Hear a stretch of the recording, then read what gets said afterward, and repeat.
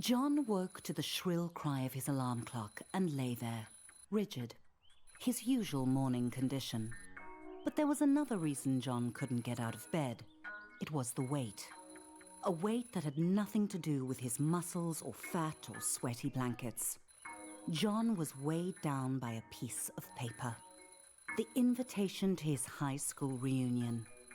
From across the years, the words he'd heard in the schoolyard were still clear. You're a loser. No one will ever love you.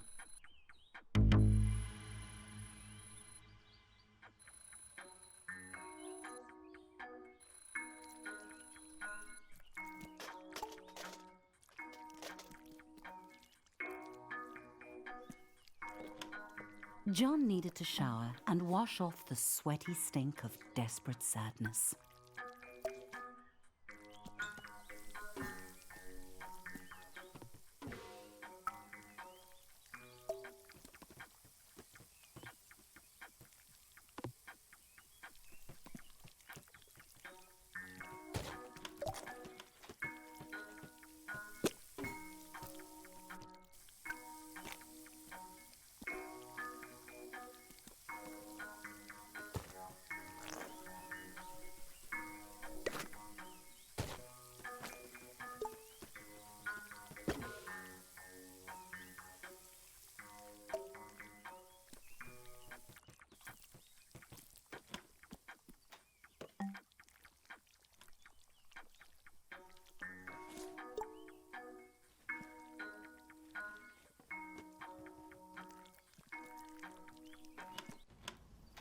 John had 3 months until the reunion to turn his life around. First, he needed to clean up.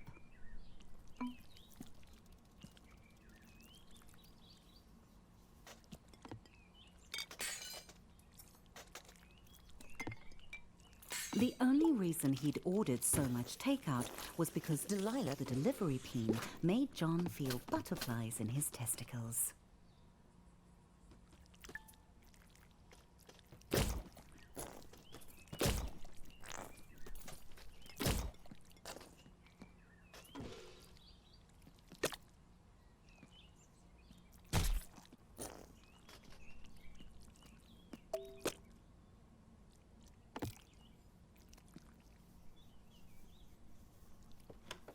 John called it his study, but it was basically for games and porn.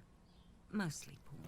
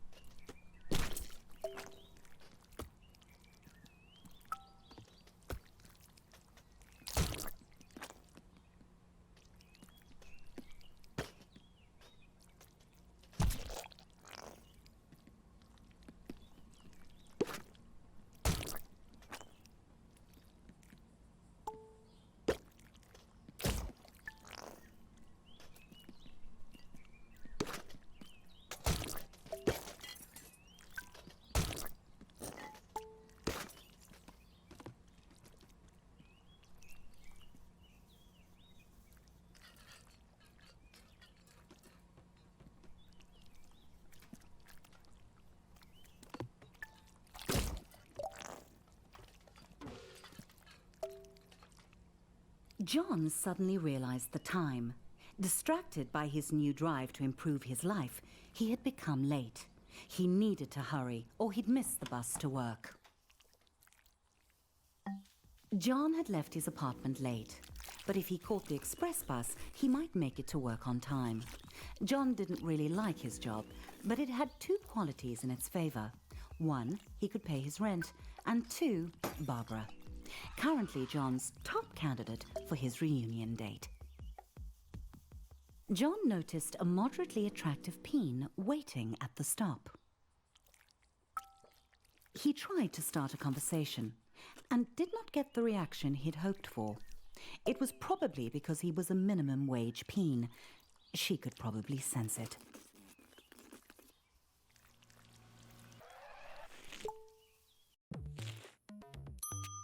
The office hummed with cold fluorescent lighting.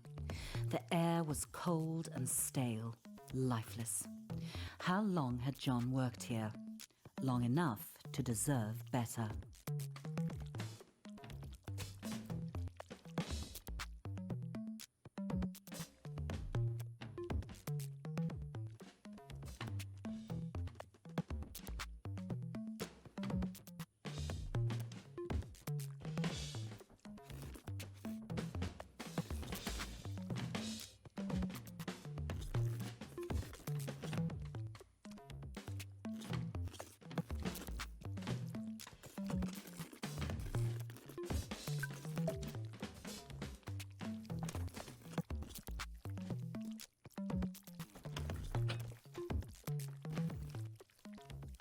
John was late, but he felt daring.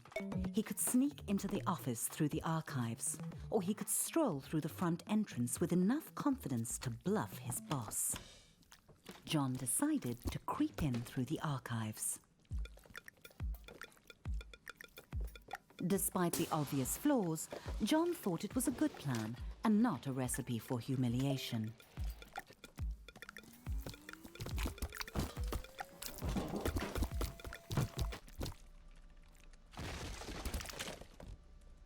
Everyone else was hard at work, grinding away. John might actually get away with this. The boss. He homed in on John, deluging him with spit and buzzwords. The boss ran out of synonyms for John's failings and gave him an ultimatum. Barbara would definitely not be interested in dating John if he was unemployed. He had to get to the quality assurance department.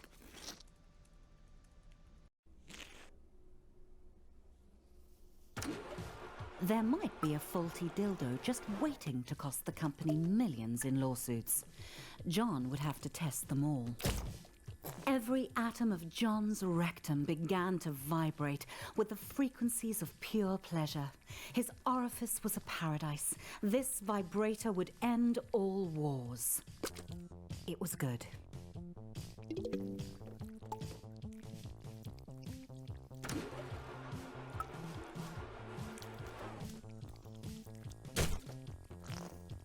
That one was good too. The Prostate Pounder X900 series, the most advanced vibrator on the market. Sweet mother of no, John, that's too much pleasure for one anus to handle.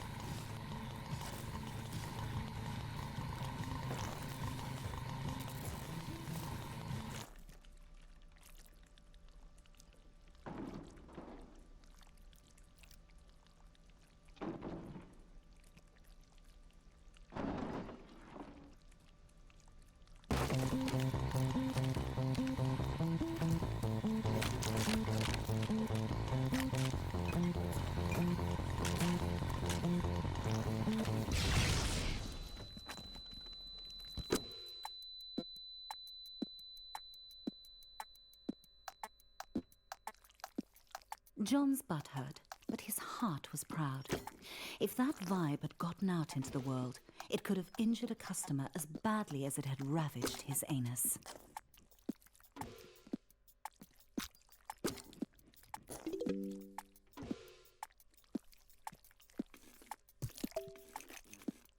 The boss arrived and congratulated John on taking one for the team and jumping on the hand grenade, or in this case, putting it up his butt.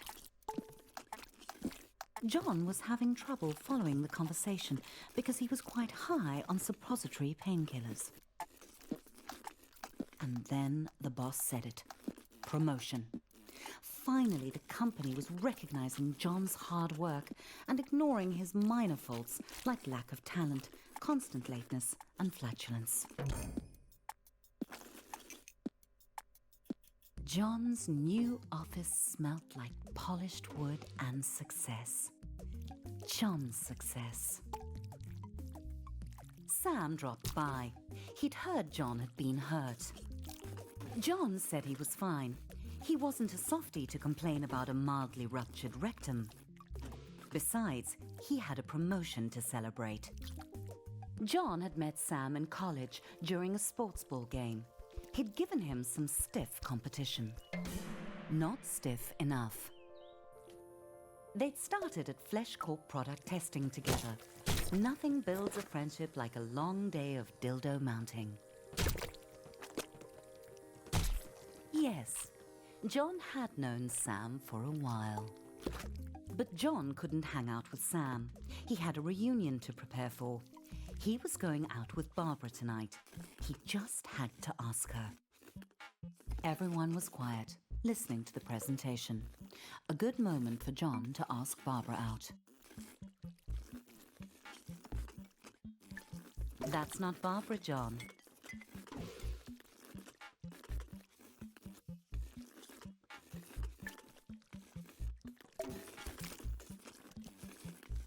Barbara agreed. Well, she nodded. Sort of. Things were really going John's way.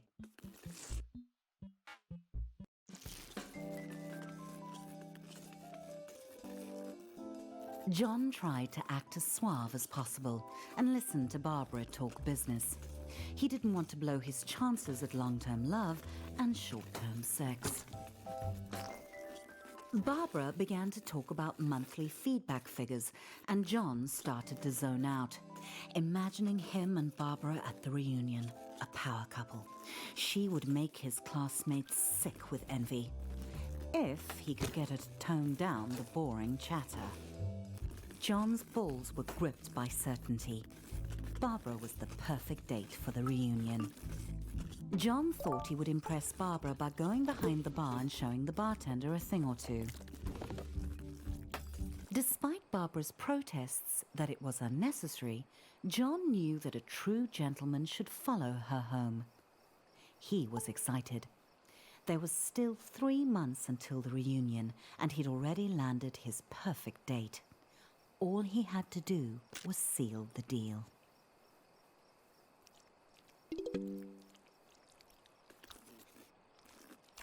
Barbara thanked John for the evening and politely did not invite him inside for coffee or sex, even though John had dropped some pretty obvious hints he'd be into both, or just the sex. The door slammed on John's hopes. He didn't understand. He'd laughed at all Barbara's pie chart jokes. He'd listened to her boring stories. The blank eyes of the lawn flamingos were witnesses to John's shame.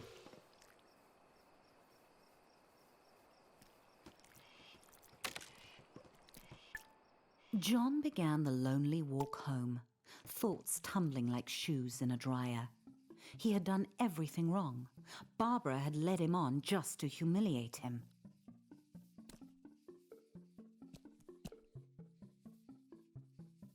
John felt empty. How could he get love? He felt like he was missing something, some key to attracting sex. But John was shooting blanks. What did Peens want?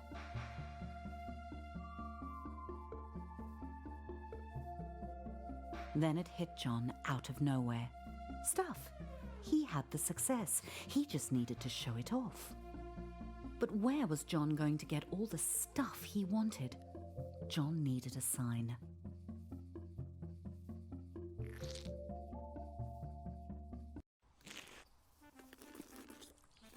A new day, a new John. He waited outside his local buttload store for it to open, eager to spend his promotion bonus on stuff. The best way to impress women.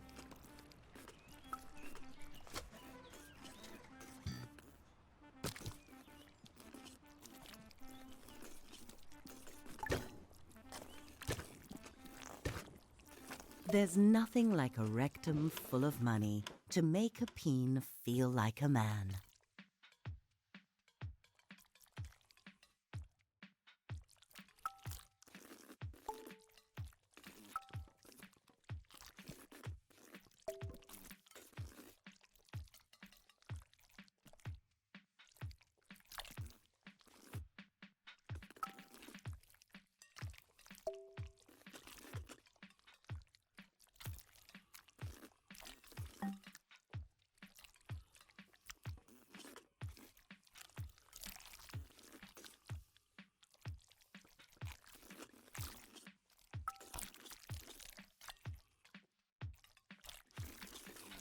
Suddenly it occurred to John that he was going to make a lot of choices. And every one of those choices would tell the world who he was. Did he want cheese or sausage? Delicious. Mmm. Also delicious. How could John decide? Just so Moorish.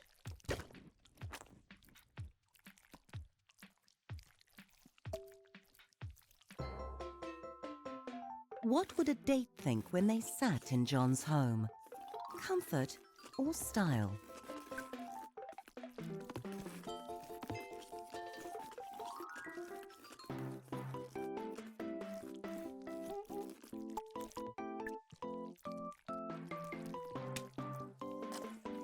John went with comfort. Plus, it matched the couch he already had. John weighed up all the differences, but this was a tough choice. Something told John this was the TV for him.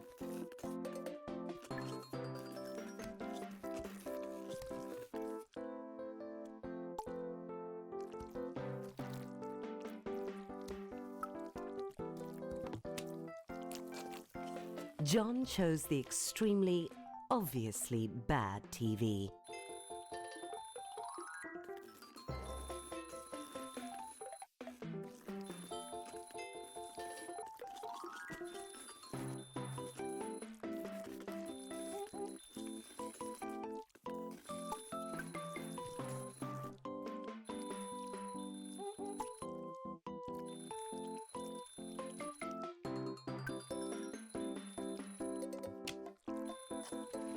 John realized that it was only 2 months and 29 days until the reunion.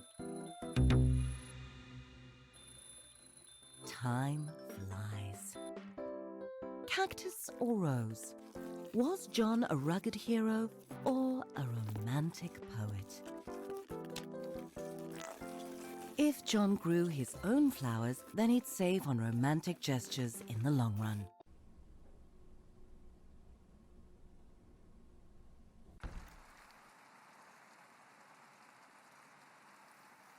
There was nothing John could take with him to the grave.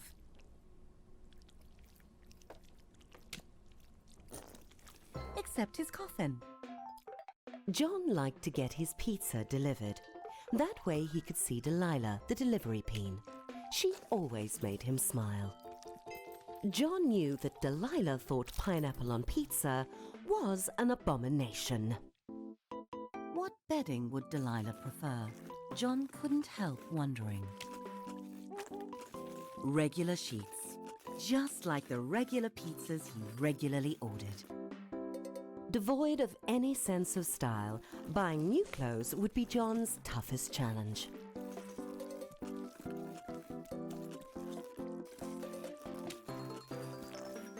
John decided to go with the outfit. Music, the food of love. Should John go retro sophisticated or just retro? John was sure he could just pirate extra records. Every can was made of metal, pulled from the bones of the earth, wrestled to the surface and smelted in roaring furnaces. All so John could buy peas preserved in salty water and stick them up his butt. John's new purchases were on the way to his apartment. All he had to do was invite a date over. One look at all his stuff and they'd be overwhelmed with sexual desire. John felt proud and also hungry. It gave him an idea. He should invite Delilah over for dinner.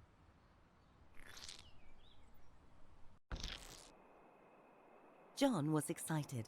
Delilah was on her way. He just needed to set the mood to romance.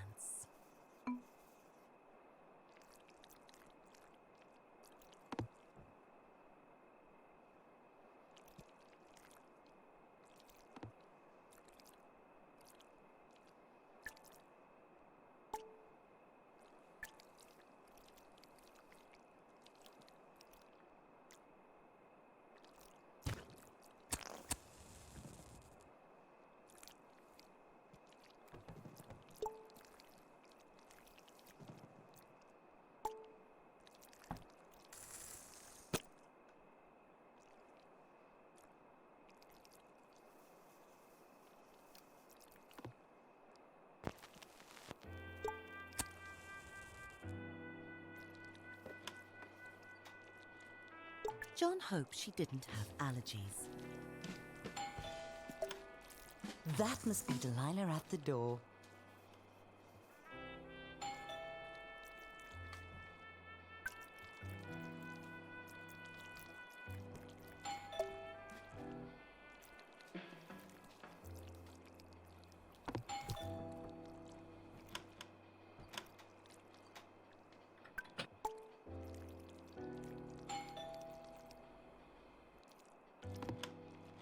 The door opened and there was Delilah. John gulped down his nerves and invited her in.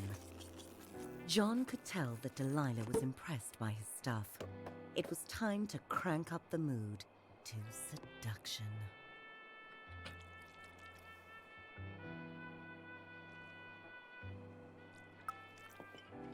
John wanted to offer Delilah wine, but he'd already popped his cork.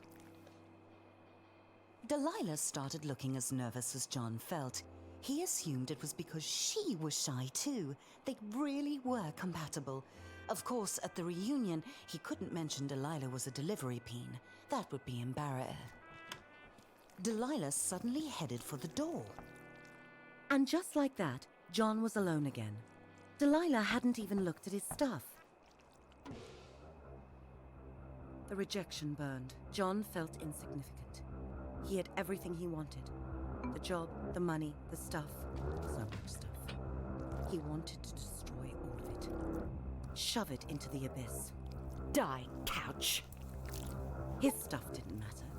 He was a shaft in the machine. Take that, TV. A lonely piston pumping away like all the others in his rigid place. Stupid records. Get out of here, lamp. Nothing special about him. Why should Delilah or Barbara or any other peen be interested in dating him? He was just like everyone else and they could tell. John wanted to be special, but he had to face the numb truth. He wasn't. And all the money and stuff he'd ever accumulate wouldn't change that. He thought it would make him unique, but it just made him more like everyone else. He should leave it all. Fuck off, inanimate objects. Get out of this little town and go on an adventure. See the world. He was a boring corporate drone, but he didn't have to be. He could be a traveler, exploring jungles and climbing mountains. He could visit the wonders of the world and get his picture taken. Like Peony Island, the unspoiled paradise he'd seen on TV. That was it. John had to travel. Bags packed, John was ready to put 5,000 miles between him and his problems. He was leaving it all behind.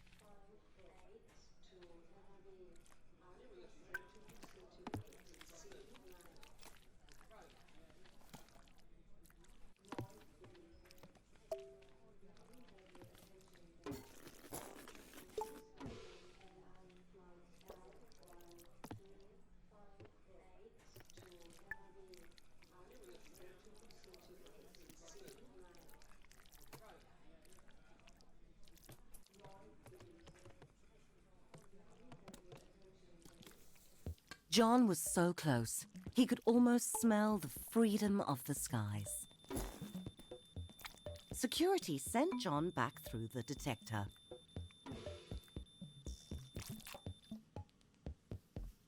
John had forgotten he had his nail clippers with him.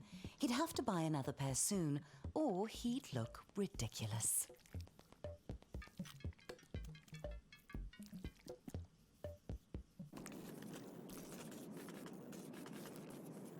When the acceleration of takeoff had slackened, John felt a sweet relief.